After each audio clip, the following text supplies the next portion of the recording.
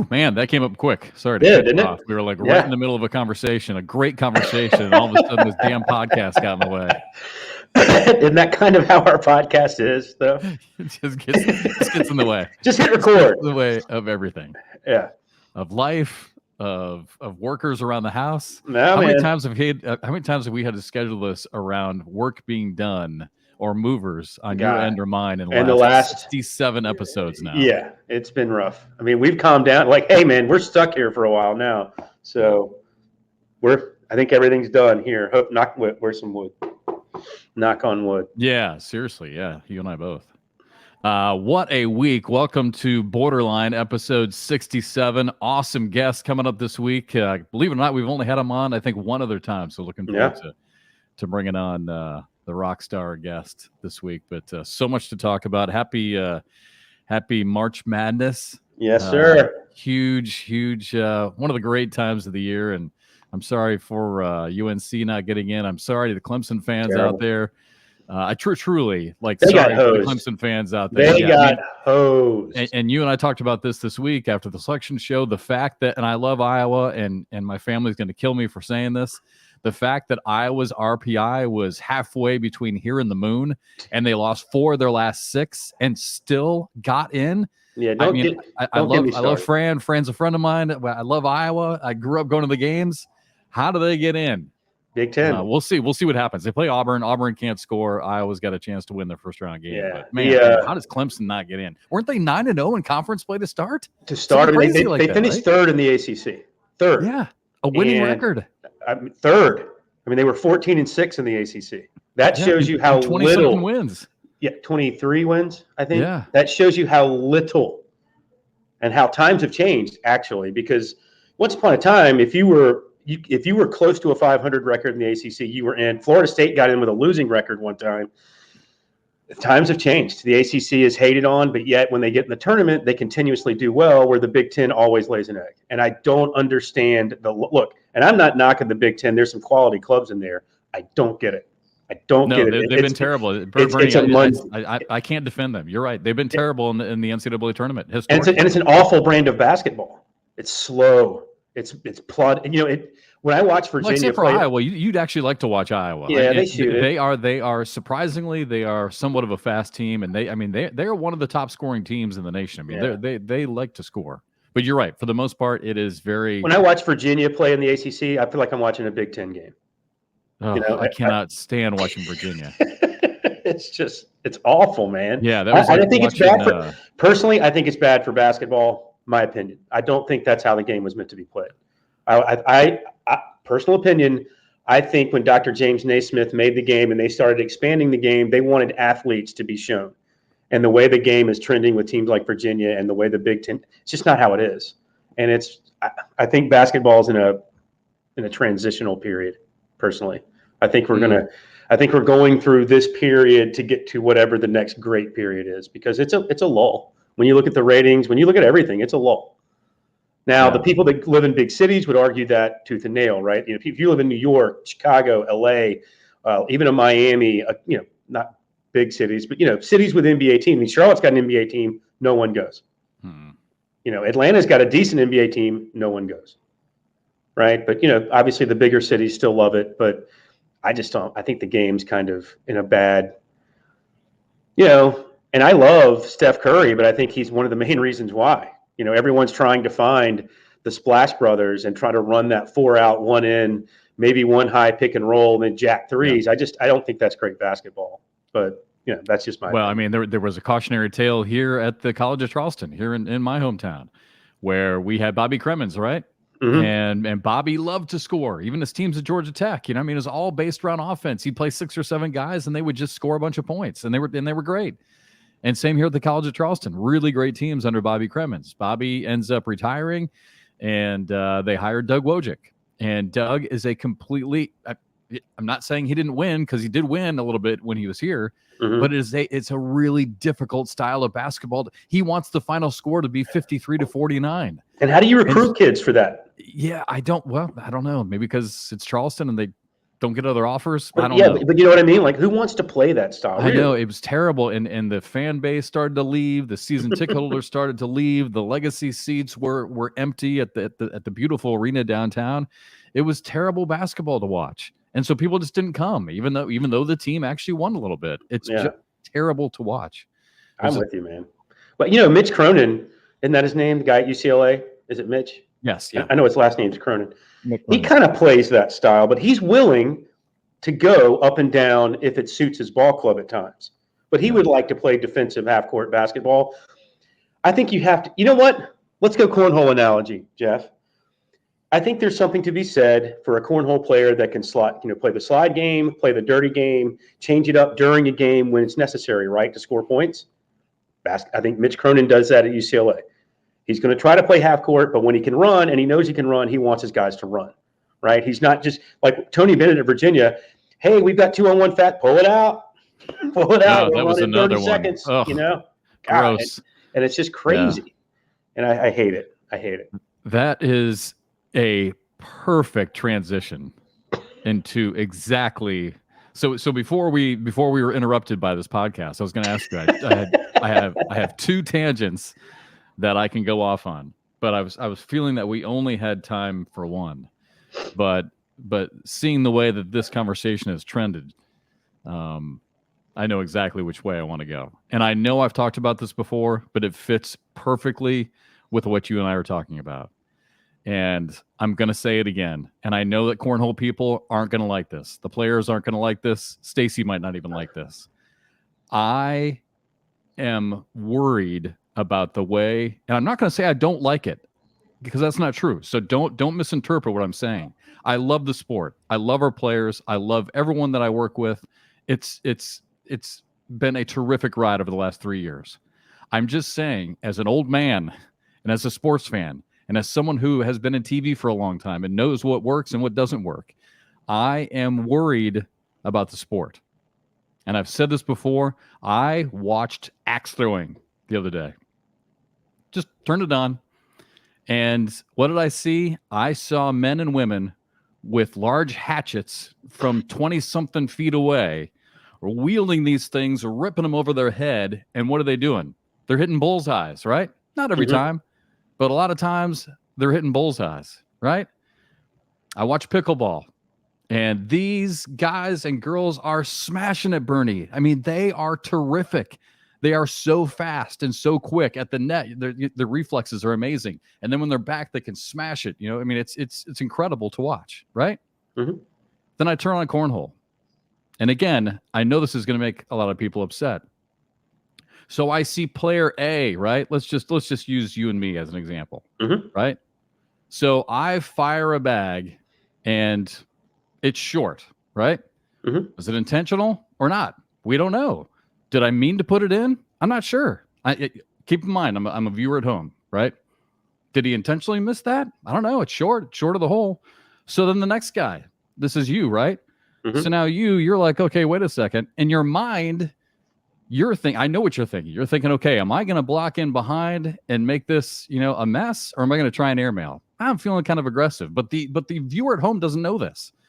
So you go for an airmail, right? And miss.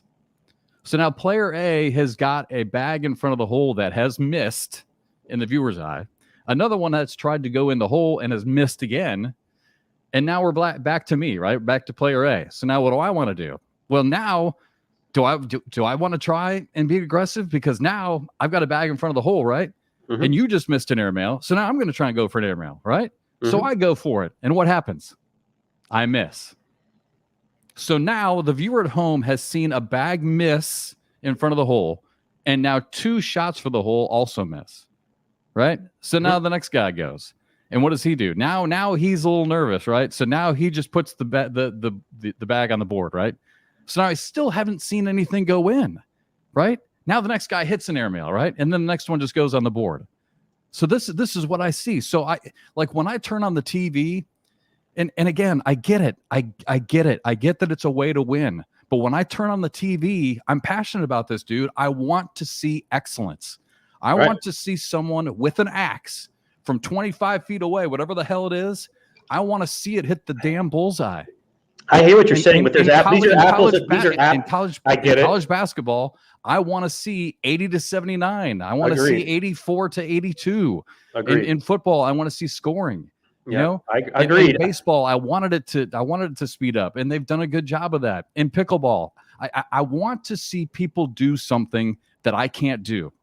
I can go out in my backyard right now and try and shoot airmails and miss every time.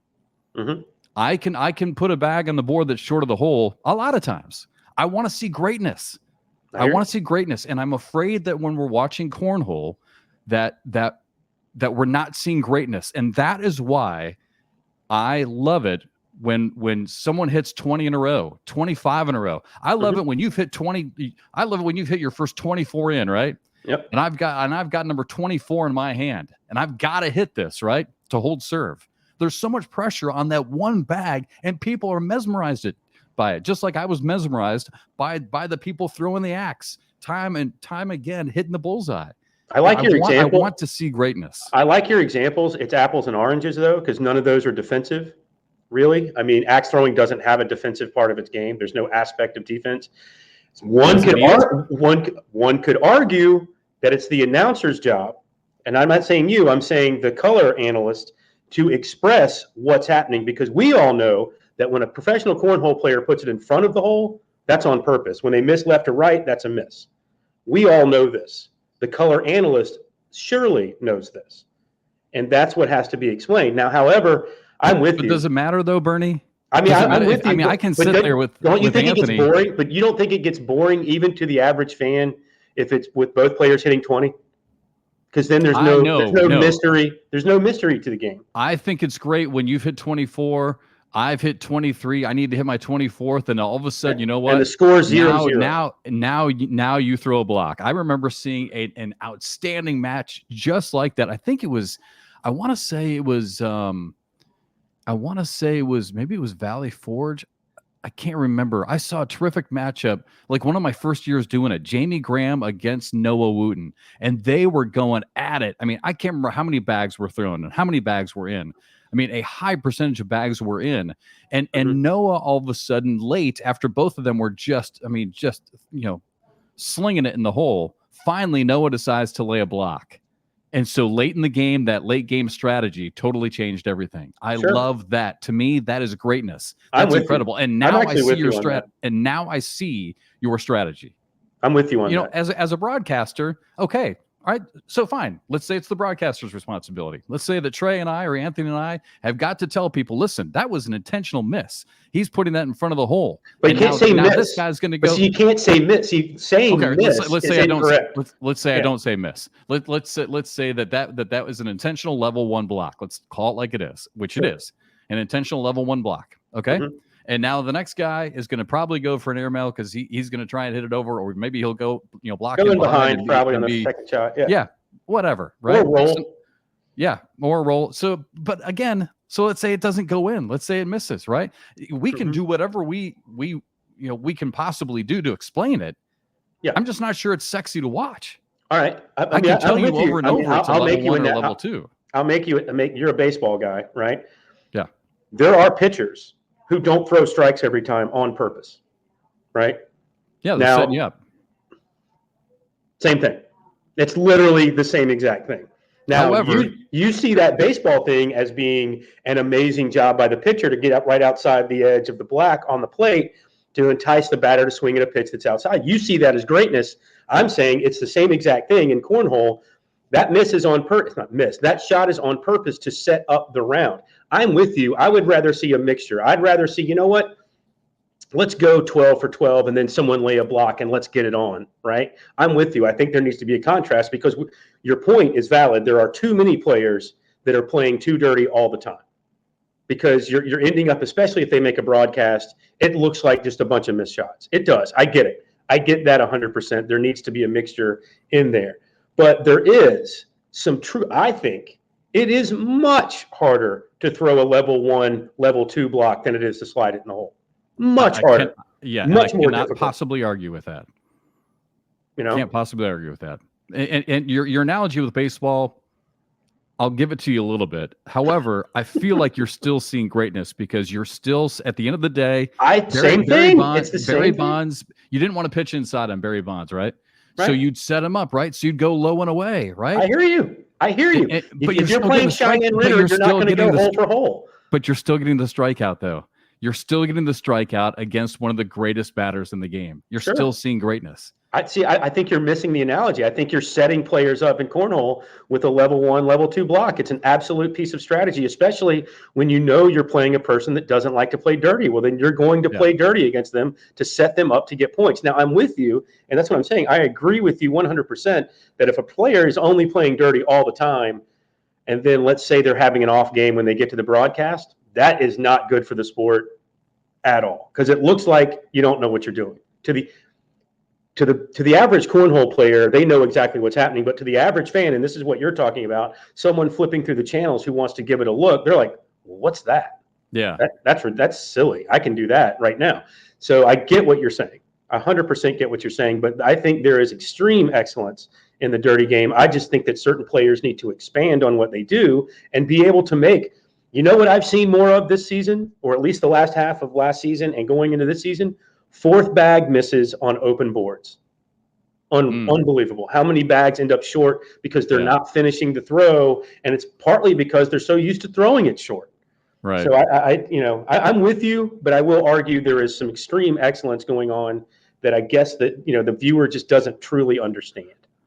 Right, and that's my exact point, because I cannot argue with the fact that yes, it is extremely difficult to throw a level 1 block, let alone a level 2 block, let alone an airmail, let alone a roll bag, or trying to go side by side with bags. Right. That's crazy. It's really, really difficult, and I get that.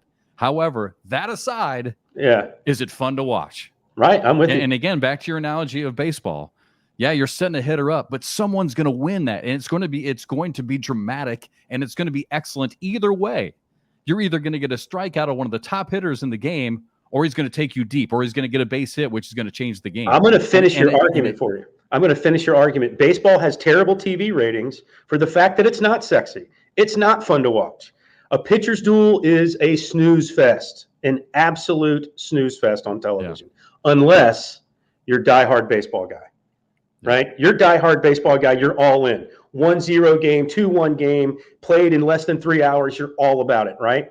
Average sports fan like me, care less about that game, unless it's in the World Series or something. Could care less about that game, and that's kind of what you're saying. Yep, I'm just worried. That's all I'm saying. I love it. I appreciate it. I'm with you. I really do. I'm just worried. I'm with you. I think I was only arguing for the cornhole players, but I'm with you actually. I see where you're coming from.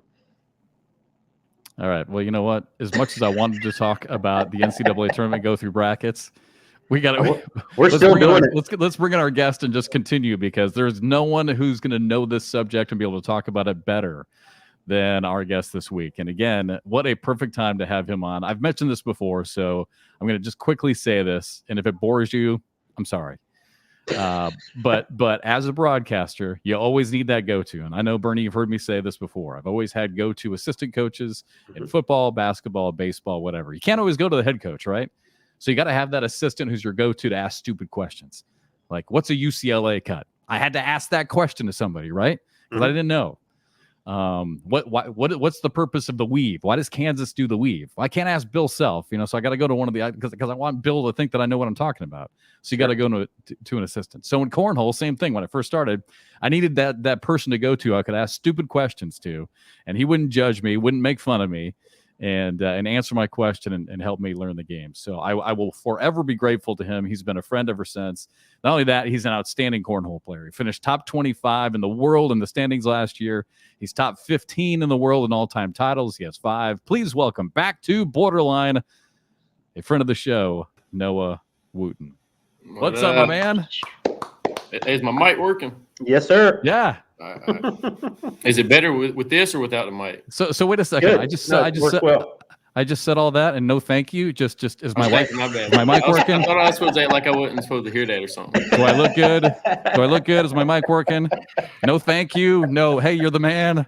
Hey, appreciate you. Supposed to be hiding back here, man. Yeah. I appreciate it. What's up, dude? Where are you at? I'm in Virginia. I'm at home right now. I just got back home yesterday. I've been in Georgia for about a week, couple days. All right. So what's it like being home for you? Terrible, man. Came home to 34 degrees, man. Can't play no golf. All right, no, we've got to keep moving because I know exactly what's going to happen. We're going to chit chat and then talk about a bunch of shit, and then we're not going to get to what I really want to talk about. So first things first, I don't know if you heard my little tirade there to start. You and I have talked about this before. I've had phone conversations with you about this. I'm worried. I was telling Bernie I'm worried about the sport and the sexiness, the sex appeal of it by the viewer. I was watching axe throwing, right? You got these people throwing axes from 25 feet away. They're hitting bullseyes. I can't do that. You know, I want to see greatness when I turn on the TV. When I turn it on, I see pickleball. I see these people smashing the ball all over the place, quick reflexes back and forth at the net. I can't do that. You know, I turn on cornhole. I see the first player throw a bag that's short. It looks like a miss to the viewer. Then I see the next guy try to go for an airmail. He misses. Next guy try to go for an airmail. He misses. Next guy puts it on the board. And all of a sudden, I'm like, wait a second. I can do this at my house. I want to see greatness. I don't know how much of that you heard. Are you? Well, I'm sure you probably aren't worried about this, but do you see where I'm coming from on this at all? From a fan's point of view, I definitely see where you're coming from. But to me, like I heard Bernie say about a diehard player, diehard baseball guy, you wouldn't care about the pitching duel. You know, we want to see close matches and good matches, and they come down to the end. So I see where you're coming from, but me personally, I don't ever see that because I'm in the tournaments with them. So I probably either lost to one of them that's what they're playing, or came down to it or something. So I like the ugly matches. You know, I play a dirty game anyway. So yep. I know that's why you're a good guy to have on. But Noah. To my point, and I'm pretty sure it was you, and this goes back, I think, to my first year. I think it was back in, I don't know, maybe 2020. And I think maybe we were up in, I don't know where we were. I know we were up north. I think we were up in Pennsylvania, maybe Valley Forge. You and Jamie had that incredible battle where it is bag for bag. Wasn't it you and Jamie? It was Rock Hill when they played. Right. You guys threw, I don't even know how many bags it was. And it was just bag in, bag. And it made every single, like Jamie would hit a 4-bagger, right? It was like his 25th, or not 20, 24th or 28th in a row. And you'd have to hit it just to hold serve, right? I mean, there was so much pressure on that one bag. Wasn't that you? That was. So much pressure. And what'd you do? You hit it. You hit it. And I know you did. And it was fantastic to watch. You know, but then this kept going for a while, right? And then what'd you do? All of a sudden, late in the match, now you throw a block. And now I'm like, whoa, what the hell? What did he just do? He just intentionally left that short to block him. To me, that is greatness. And I love that. And I don't want to get away from that. I'm just worried about it. He's worried about the dirty game. He's worried about the dirty game being all that people play. And I actually kind of agree with that a little bit. I think you've got dirty players and you've got slide players, and I think the two need to kind of mold together.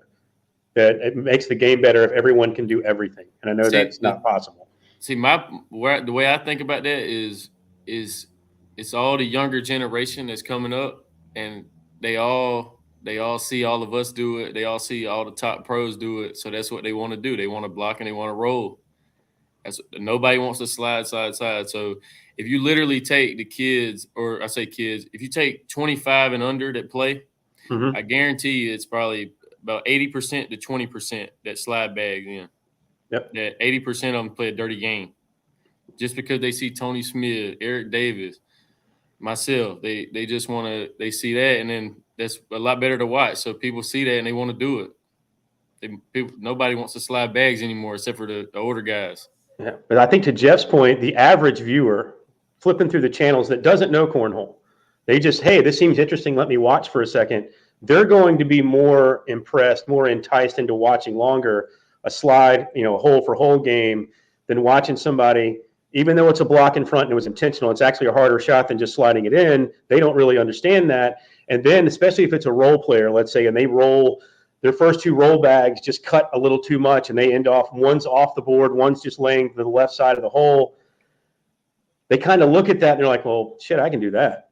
I can go outside right now and do that. Why are they professionals? Whereas when they turn it on and just see 20 straight bags from two players, they're like, that's incredible. How do they even do that? Yeah. Right. And that's the mindset of the average sports fan, because they just don't know any better. Yeah. The problem is, how do you educate them in the short amount of time that we have, right? Because we don't have a 4-hour game like baseball and football can be. We just don't have that. We don't have that time. So it's tough. And I get where Jeff's coming from, but I think it's more difficult to play a dirty game than a slide game. But, it's I definitely say it's more difficult, but with me personally, man, I just cannot take a slick bag and slide it in every time, because if the dude next to me slides 4 in 2 or 3 times in a row, I'm not going for that no more. I gotta block it. So yeah, I wish I could, man. I wish I could throw slick bags and just slide everything in. I'd be much more comfortable just sliding everything in a hole and not having to worry about dragging this and pulling this and rolling this. But I just can't win that way, man. I've tried. And then the boards are sometimes the boards will be slick, and then like we'll be outside playing and you get on the broadcast and it's not playing the same. And the slick bag just scares me, man. Makes me nervous. Slide them off the bat. There's a lot of nuance here, Jeff, is basically what he's saying. Yeah. Well, and you know what? I could be dead wrong about this. You are right. You are right, because I mean, people, even like you see like Twitter posts and stuff like that. You see people posting on Twitter like, if I bring one up that I remember personally, Bernasette. Remember Bernasette when he beat Trey? He hit like 27 in a row or some shit. Yeah. So he left his last bag hanging right in front of the hole, and I think Trey either laid it up or he went for an airmail and went off the bat, but he didn't knock it in. And I seen people sharing it on Twitter. I think it was a famous person. It might have been Pat McAfee or something. But he was like, man, why wouldn't you just knock the guy's bag in, give him a 4-bagger? And like, you know what I'm saying? So he was like, you should have just slid in and took it. But people don't understand that. They just want to see bags in the hole. Yeah. It was terrific, Noah. I mean, it and I get it. The game has changed, but it was. I mean, there was something, and I had many conversations about it, whether it was with the TV people, TV execs, friends, relatives, my mom and dad, whoever. There was something mesmerizing about watching you all just throw in bag after bag. There's something just majestic about even the flight of the bag, just watching it and watching that perfect trajectory and the perfect spin, the perfect landing spot, and then watch it slide right in. I'm telling you, I know it sounds boring to you guys, but there's something about it that just captivates people on TV. That's what they want to see. They want to see perfection, man. They expect greatness when they turn TV on, man. It's no different than any other sport. They turn on LeBron. They want to see LeBron go for 40. They turn on cornhole.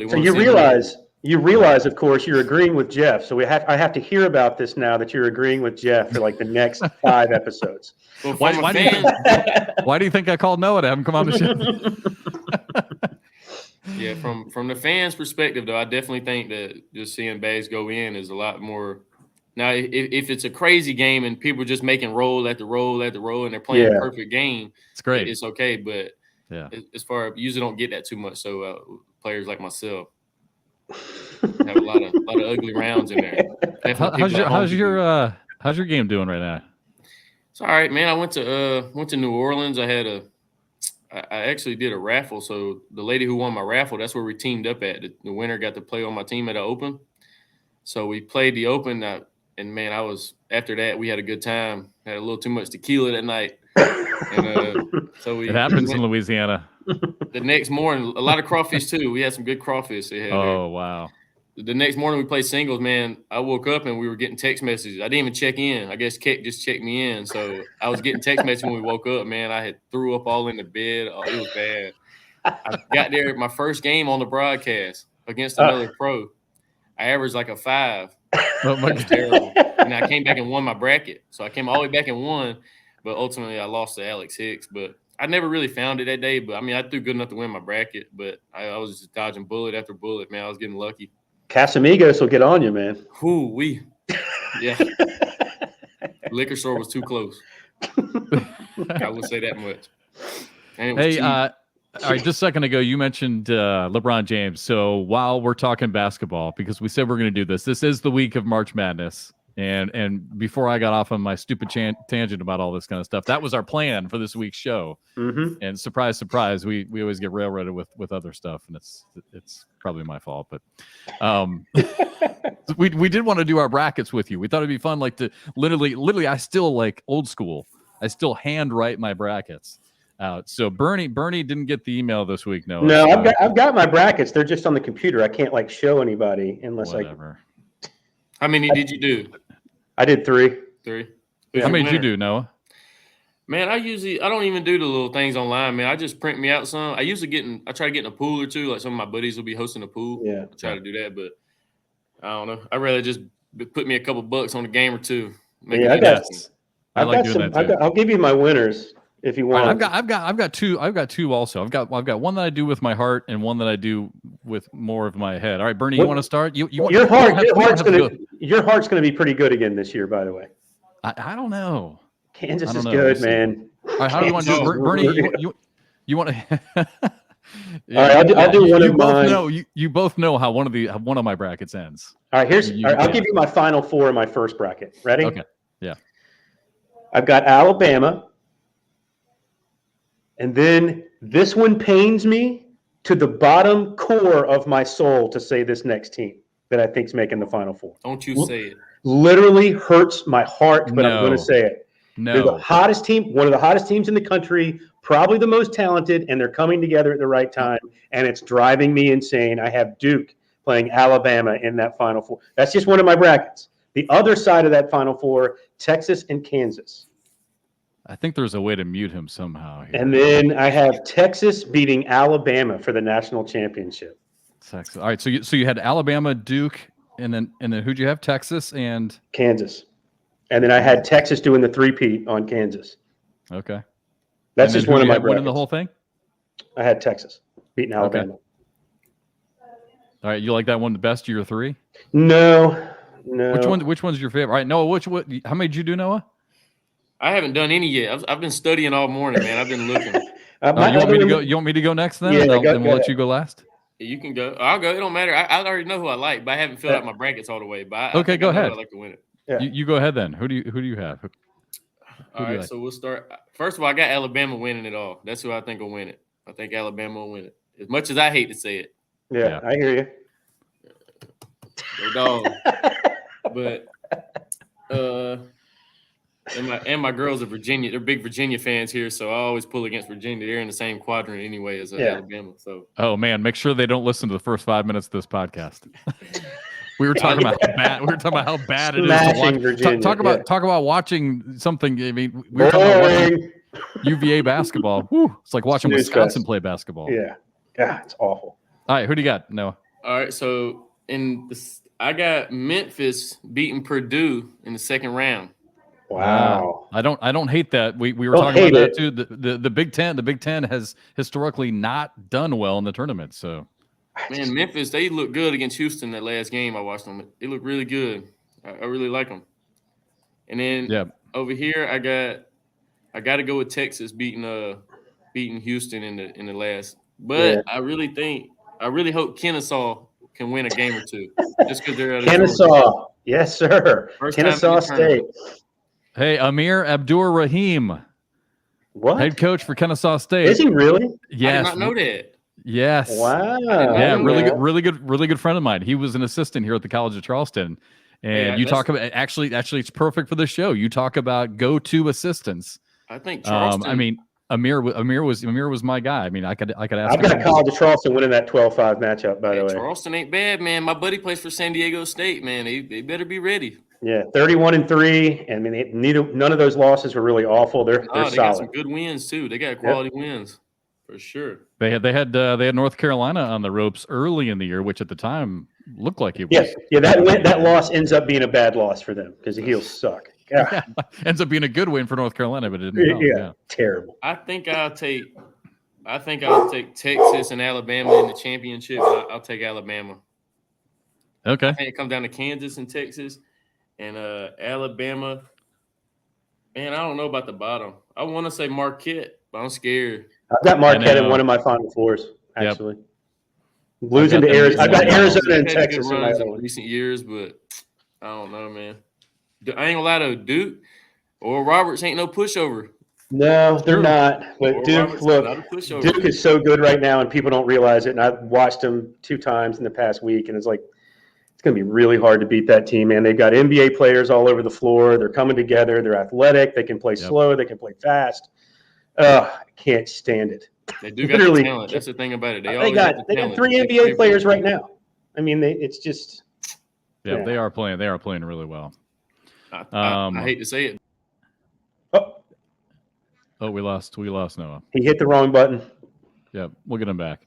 I totally agree with you on Duke. We'll get Noah back here. I mean, Duke is playing. Although I do feel like Alabama's playing really good right now. They look really. I hear you. I've got it in one of my championship games. Yeah, Alabama looked really good in the SEC. Sorry about tournament. that, man. He's back. Yeah, but before I left, though, I don't know if y'all heard it, man. Furman, I think they can beat Virginia, man. Virginia. I mean, they're streaky. Virginia's the kind of team that keeps everybody in it. You know what I mean? If you can make shots against Virginia, I guess you have to. I mean, they're gonna force you into taking contested twos and some threes, right? That's their game. You knock them down, you knock them down. All of a sudden, they're on the ropes. And if you get up early on them, Tony Bennett, as much as people like him as a coach, he's a one-trick pony. If you get up on Virginia, he's not changing his style. They're still running 30 seconds of shot clock. It's like, dude, you're down 10. You got to do something. But nope, they're just going to play their game. 17 passes of possession. I mean, I'm fine with it every now and then, but God, it is awful to watch for 40 minutes. That's not my type of basketball, man. I hate that. Yeah, we talked about that at the start of the show. And Bernie, I think the most important thing you said was it limits possessions. And while it limits possessions for your opponent, it also limits your possessions. So those possessions that you have, and again, using my analogy with Doug Wojcik when he was here at Charleston, same exact style, right? Those possessions have to be great. They have to be excellent. You have to score on those possessions. I feel like it puts too much pressure on your offense when you play that. So, look. He's the only coach I've ever seen that could lose to a 16 seed one year, win a national title the next. But I mean, have you ever watched when they lose a game? He never changes. It's like, oh man, we're down 16. There's 5 minutes left.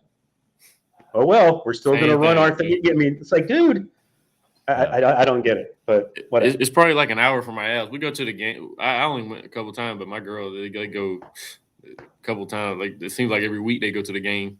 That's fun, man. The University of Virginia, Charlottesville, terrible. How is your girl, by the way? How's your girl doing? She's good. We're actually playing a co-ed tournament tonight. Our birthdays just passed, so we've been at my house celebrating our birthdays and stuff. Yeah, you both had birthdays last month, didn't you? Guys, what do you think about this? This is my Elite Eight in my favorite bracket. You ready? All right. Arizona, Virginia, Duke, Marquette, Indiana, Texas, Kansas, UCLA. It's good. I like all of them, but the first one. Yeah, I know. I think they're going to find a way to bore people to death to get into the Final Eight. Yeah. They ain't getting by Alabama. No shot. Dude, they're the exact team that would give Alabama trouble. Alabama wants to get up and down and go. They are going to be bored out of their minds. Alabama's too athletic. Virginia always beats teams like that there. That's what's crazy. What's crazy. Before last week, before that Memphis game, I was liking Houston, man. I was liking Houston to win it all, but man, that game last week against Memphis, the thing that scares me about Houston and Alabama is the style that they play. There's one bad game in there in a 6-game tournament, right? Can they survive that? Well, it's easy if the bad game's against, whoever they play first, right? Yeah, it's Texas not A&M Community College. Right. It's not as good if you have that bad game against a Virginia. No, if they have a bad game against Maryland in the second round, they'll be in trouble. Yep. So I mean, it's there's a stinker in there. Can they survive it? That's my only question. All right, let's wrap this up here. So real quick. Sorry, I got to keep us moving, otherwise we're going to be in trouble. It always happens. You know this, Bernie. All right, so real quick on Alabama. My one point about Alabama: watch out against West Virginia. And he's got West Virginia beating Maryland, huh? Yes, because Bob Huggins, that style of play is really difficult to prepare for. If anyone has a good shot at it, it's going to be Maryland because they've got a few days to prepare for it. Mm-hmm. If you're not prepared, if Alabama's smart right now, you don't like to look ahead as a head coach. I get it. But right now, you're not worried about your who you're playing that 16 seed. You're worried about Bob Huggins and that full court pressure defense. Mm-hmm. I'm telling you, it is suffocating. That team is really hard to play, especially if you're not used to seeing it. So watch out for that one. If Alabama gets by that, yeah, I don't see anyway. So in one of mine, in the one with my heart, yes, obviously you can laugh. Yes, it's gonna be Kansas. I've got Alabama. Kansas is the favorite. Kansas and Alabama are the two favorites.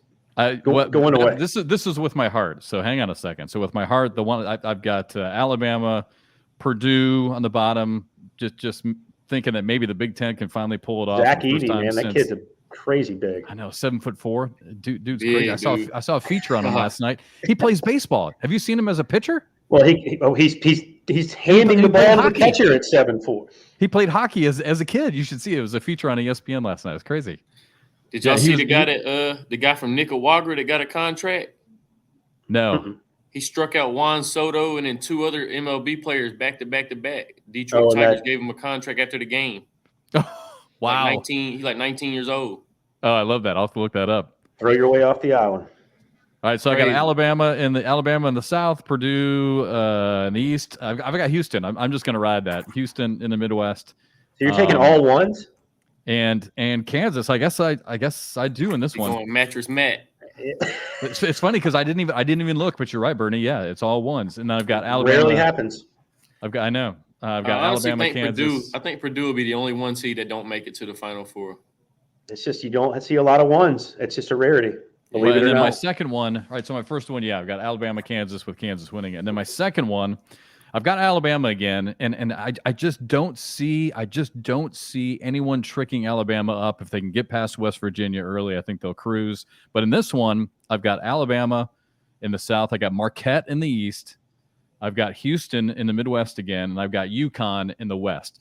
UConn right now seems to be a trendy pick, and I was really upset because after the bracket selection show, all the ESPN guys, that's all they were talking about is UConn, and everyone was picking UConn. But the more I'd done a little research on them in the last 48 hours, pretty damn good. They're tricky. They're hard to play. I think they can actually. I think they can actually. By the way, where's the home office of ESPN? Where do they film? I know, just right down the road, right from UConn. Yeah. But so I've got Alabama, Marquette, Houston, UConn, and I got Alabama against Houston, and Alabama winning it. So I just don't see Alabama being disciplined enough to win a national title. I just don't see it. I think talent. If you said, all right, we're going to play 5-on-5 pickup in the backyard, I think you're looking at Alabama and Houston, right? Maybe Kansas. I don't know, man. I see them. It's just bad games. It comes down to it now. You can't have no more bad. I think Arizona and UCLA are dangerous squads. UCLA depends. I mean, they've got two starters out. So what did UCLA do last year? They made a pretty good run last year, didn't they? Well, some team called North Carolina took them out in the Sweet 16. It was awesome. Sweet 16. Okay. What they do? What they lose? They lose the Kansas in the championship. Who? Carolina? Yeah. They blew a 15-point lead at half. Man, it was awesome. Haven't played a decent second of basketball since the first half of the national championship. Yeah. Speaking of, look at it. Hey, all right. Who could that be? There's only one person that could be. All right, we're ready to switch it over to. All right, so now we thought it'd be fun. So in spirit of March Madness, we thought it'd be fun to go from our brackets to our cornhole Final Four for 2023. And again, Bernie didn't get the memo, so he's gonna have to try and make it. I've got it, man. Just come with it. Come with it. Noah, have you got your cornhole Final Four? Do you have your Final Four set? Yeah, I could give you 4. All right. So do you want to do pro singles, women's singles, and doubles, or you just want to do men's, women's doubles, or how you want to do it?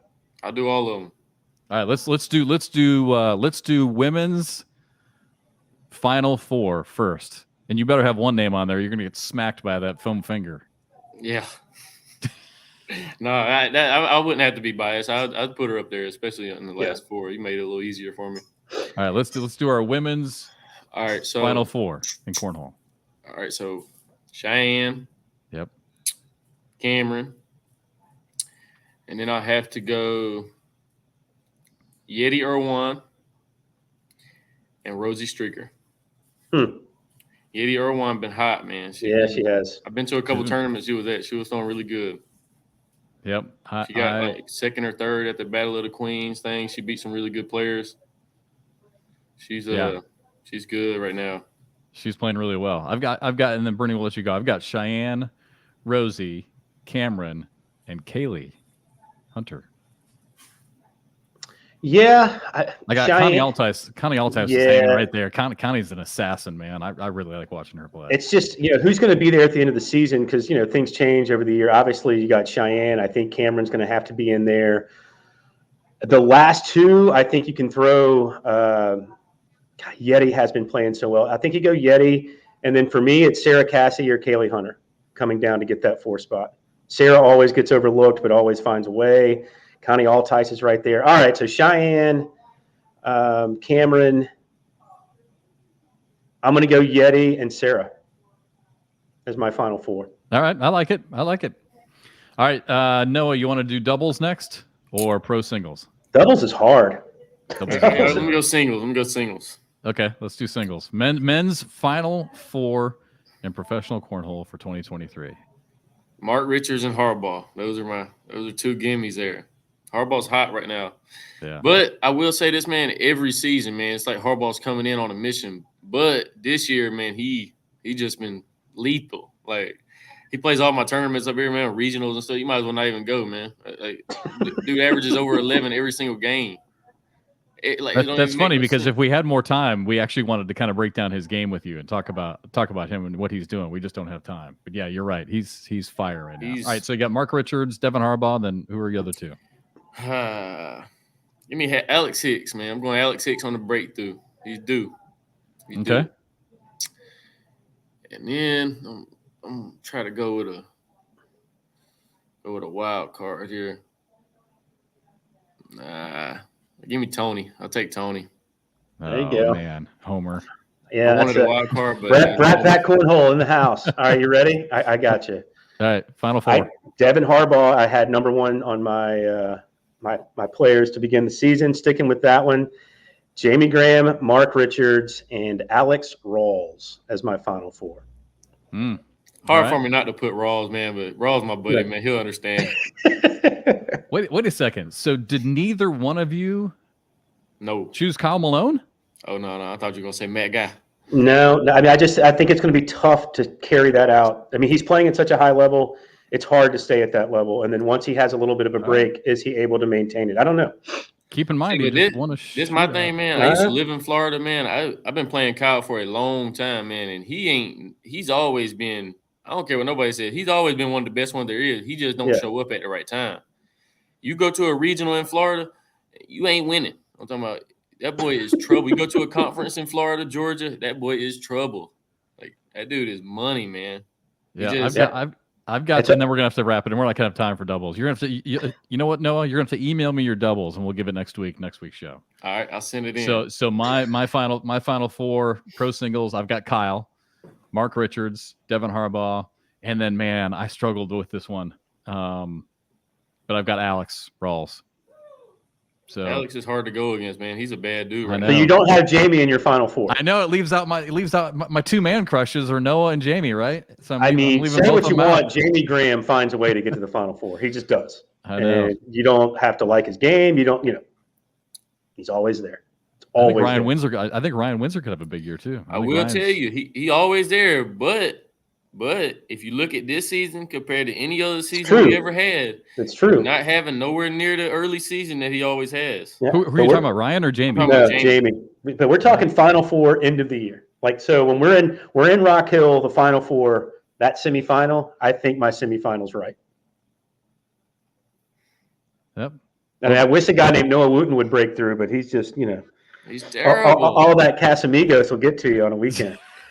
All right, real quick, we got 10 seconds left. Noah, give me a name. Give me like a Cinderella. Give me a name that maybe no one really knows outside of the cornhole world that could really do something great this year, like a Mark Richards. What he did last year. Who's your Cinderella? I'll give you Felix Vargas. Oh, okay, I thought maybe we were going to say Fisher Hamilton or he's a household name. Outside. He got multiple championships already, man. I was going to say Ryan Wiedenfeld, but that's kind of cheating too. He's already kind of. All right, so you said Felix Vargas. I take Felix Vargas for people that underdog nobody knows about. That kid's good, man. I watched him play Noah twice, and he beat him 2 times at a tournament. That kid's tough, man. He shoots good air mills. He slides bags in. He money. Awesome, love it. All right, brother. Hey, thank you so much for your time. We got to go. We got 5 seconds left. So, hey, can't wait to see you. Super excited for the national. We'll see you. We'll see you here in a few weeks. All right, man. Go Sliders. Yes, sir. Oh yeah, love the new merch. All right, brother. We'll see you. Thanks, Noah. All right, dude. We got to go. We're over time again. Always. All right, man. We'll see you next week. See you, buddy. Thanks, everybody. Bye.